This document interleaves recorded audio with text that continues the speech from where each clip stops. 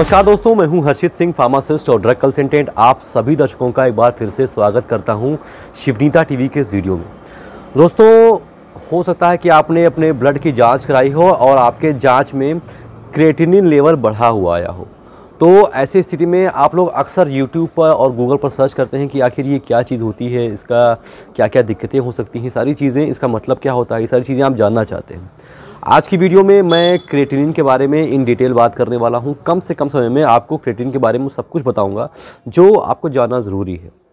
पहले शुरुआत करते हैं और समझते हैं कि आखिर ये क्रिएटिनिन होता क्या चीज़ है, कौन सी बला का नाम है, ये है क्या क्रिएटिनिन।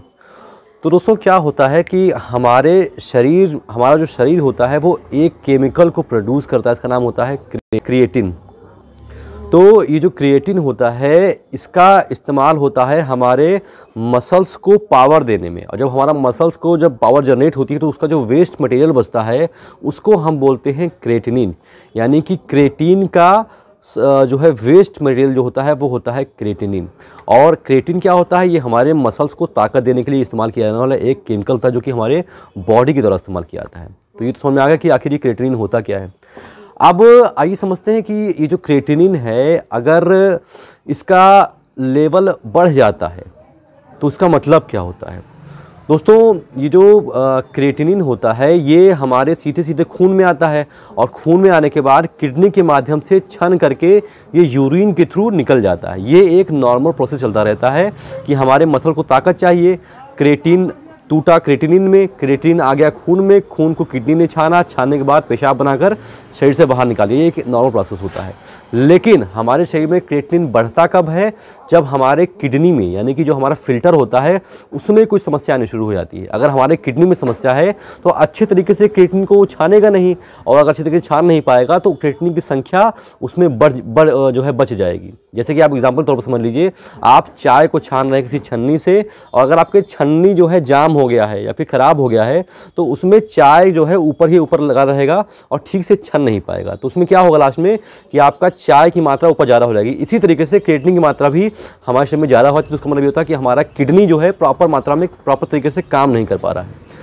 अब आइए फटाफट समझ लेते हैं कि ये जो किडनी का ये जो क्रिएटिनिन होता है उसका नॉर्मल रेंज क्या होता है। दोस्तों, अगर आप एक पुरुष हैं तो आपका जो नॉर्मल रेंज होता है वो होता है 0.6 से लेकर के 1.2 mg पर 100 cc। और अगर आप एक महिला हैं तो इसका नॉर्मल रेंज होगा आपका 0.5 से लेकर के 1 mg पर 100 cc। ये होता है इसका नॉर्मल। अगर इसका आपका क्रिएटिनिन लेवल जांच करने के बाद इससे ज़्यादा बढ़ा रहा है तो ज़रूरत है आपको अपने डॉक्टर से तुरंत ही मिल लेने की। अब आइए फटाफट समझते हैं कि अगर क्रिएटिनिन बढ़ा हुआ है तो हमें तत्काल अपने दैनिक जीवन में क्या क्या चेंजेस करने चाहिए। सबसे पहला चेंज, आपको प्रोटीन की चीज़ें खानी बंद कर देनी चाहिए। दूसरी चीज़, आपको अपने आहार में फाइबरस चीज़ों को ज़्यादा खाना चाहिए। आप सेब खाएं, आप अनानास खाएं, आप अनार खाएं, ये सारी चीज़ें आप ज़्यादा खाएं। इसके अलावा आप भरपूर पानी पिए। आपके शरीर को जितनी मात्रा में पानी की आवश्यकता पड़ती है, लगभग 3 से 4 लीटर आप पर डे पानी पिए, क्योंकि अगर आपको डिहाइड्रेशन होगा तो भी आपका क्रिएटिनिन लेवल बढ़ जाता है। इसके अलावा आपको अपने आहार में नमक को कम कर देना है, क्योंकि नमक अगर आप ज़्यादा खाते हैं तो क्या होता है कि आपके हार्ट पर लोड पड़ता है, और आपके हार्ट पर जब लोड पड़ता है तो आपकी किडनी पर इफेक्ट पड़ता है। तो अल्टीमेटली किडनी पर जब इफेक्ट पड़ेगा तो आपका क्रिएटिनिन लेवल बढ़ जाएगा। तो इसका मतलब ये है कि आप नमक भी कम खाएं। तो ये कुछ अगर आप बचाव कर लेते हैं और सही समय पर अपने आप डॉक्टर से मिल लेते हैं तो आपकी किडनी खराब होने से बच जाएगी, और ये जानकारी आपके लिए कहीं ना कहीं यूज़फुल साबित हो जाएगी। आज की वीडियो में तो बस इतना ही। आशा करता हूं कि आपके लिए वीडियो अच्छी रही हो, वैल्यूएबल रही हो। अगर आपको वीडियो अच्छी लगी तो इसको लाइक कर सकते हैं, और अगर आप मेरे चैनल पर पहली बार आए हैं तो इसको सब्सक्राइब भी कर लें। मिलता हूं किसी और वीडियो में, तब तक के लिए सभी दोस्तों का, सभी व्यूअर्स का बहुत बहुत धन्यवाद।